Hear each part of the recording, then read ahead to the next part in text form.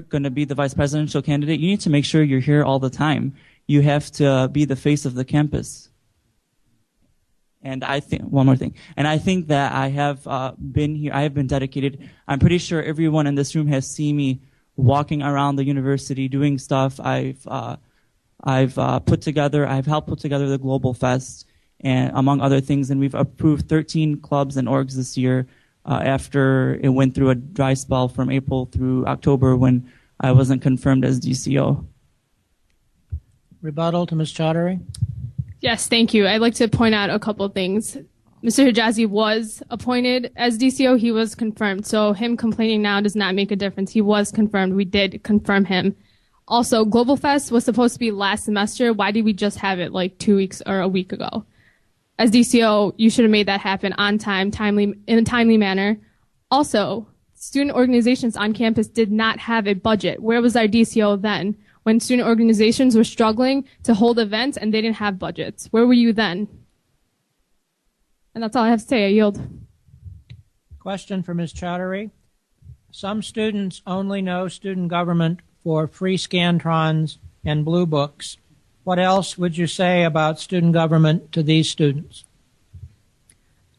I would say, yeah, SG is known for those two things primarily, but that's because they're not aware of what SG does internally. They don't know the work that we do as a Senate. They don't come to the Senate meeting. So our first priority would be to make sure that the students know what we're doing. And yeah, we are, like, people say that we're exclusive. We're out of touch with the students. And our only way of our plan of action is to work with the students, actually talk to them, have PR days, be visible on campus. And that's the only way we can get out of this little hole here and reach out to the students and make it known that we're here to work for them. I yield. Rebuttal to Mr. Hijazi. Yes, I want to go back to what Marzia was saying about Global Fest. Marzia, that's kind of funny that you say that, considering that I wasn't appointed with the DCO position until October. So how was I supposed to put together a Global Fest when you wouldn't even give me the chance to do that? Now, another thing that I wanted to mention is that they want to sit here and say that we haven't done anything all year. But the funny thing is, Munir's been in student government for 3 years, and he wants to say, what has student government done for you? Well, isn't that part of your fault since you've been in student government for 3 years? Last semester, you were the Speaker of the Senate, and you did not do one thing. The only thing that you were capable of doing was try to impeach the president and vice president. Now, as far as what I was saying in regards to what student government can represent on this campus, I think we need to think outside of the box, and we need to accomplish stuff that we haven't done before. For example, book swap. Regardless of the controversy that it started, I really felt like the book swap was needed on this campus. It shook the administration, and it represented a voice for students who were fed up with being taken advantage of. So I think if we find more plausible ways to solve these problems rather than the traditional approaches, student government could be well known. The next question goes to Mr. Al-Nabalsi. There are priorities and there are issues in politics and in government. Would you address 3 issues that you believe student government could effectively work on in the next year? Definitely. Thank you. In terms of, first of all, as one of my opponents have stated as to what I've done in the past 3 years, a lot of times when someone's running for re-election and when their associates and constituents haven't really done anything the whole year, they like to shift the blame.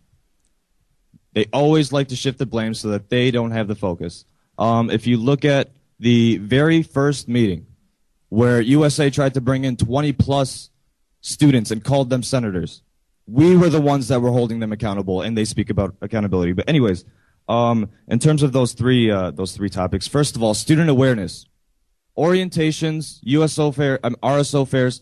When I came, I think it was a couple months ago, I came down and in the UC and I saw a whole lot of RSOs. Student government was the only one that wasn't there. So I immediately went upstairs, grab the table, grab the little blanket, all the supplies for student government, put them down there, because it's important that students are aware of their student government. And since I only have 30 seconds, second of all, advising students, integrating students into their academic life. That's why we have student advisors. That's why we want students to have their input into faculty. And third, uniting student voices, student leaders' voices. And how that's going to be accomplished is through a comprehensive board of USOs/RSOs so that students can participate, collaborate resources, have a unified voice for anything like policy change to student life. Thank you. Rebuttal to Mr. Berry. With all due respect, Mr. Alnabolsi, I think it's rude that you're trying to insult the intelligence of the student body by telling them that we were in office and didn't do anything about it. Now, if you guys know the democratic process, it's not the president and the vice president that dictate what happens in student government. They're just the facilitators of the meetings. Now, with a 25-8 senator supermajority, which stems from the problem of 14 senators not getting on the ballot last year from signature discrepancies, I think it's pathetic that you shift the burden onto us. With a 25-8 senator supermajority, you could have passed health care in Dearborn. I don't understand. I don't understand where this problem. But in terms of the question, the actual question, I don't even remember what the question is. Quite honestly, can you repeat the question with my remaining time? Issues that student government could deal with.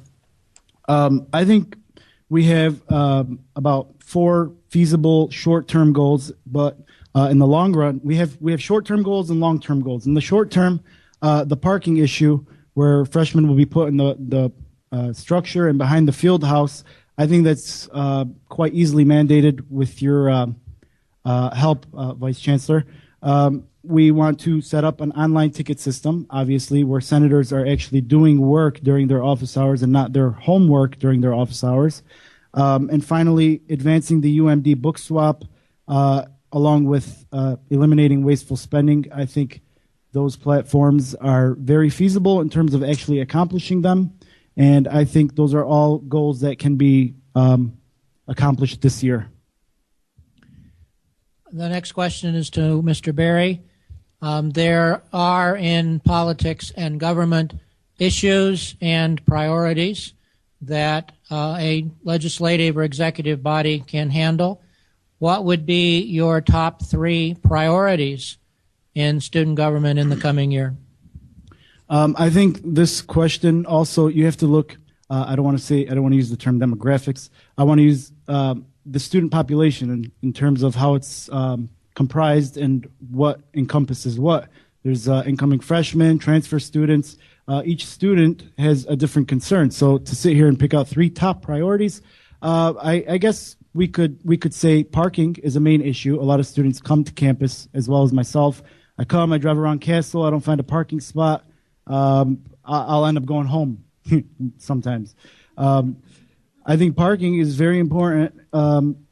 We want to do the whole thing with the freshmen. In the long run, we want to establish a space utilization and the rescheduling of courses, so that way courses are dispersed throughout the day and the evening, so that way there's not congestion in Castle between 9:55 and 2 a.m. or 2 p.m. because after those hours, a lot of the congestion goes away. I think parking is a top priority, and I think the library is also a huge priority in terms of the effectiveness of getting an education on campus. A lot of students want to go to the library. There was a recent survey that was done. The survey took into account students who come to the library before 4 p.m. A lot of students on campus are in class until 4 p.m., and the library problem is usually after 4 p.m. Now, with 308 students who actually took the survey, I think there's 8,200 other students who feel otherwise, who feel another way about the library issue.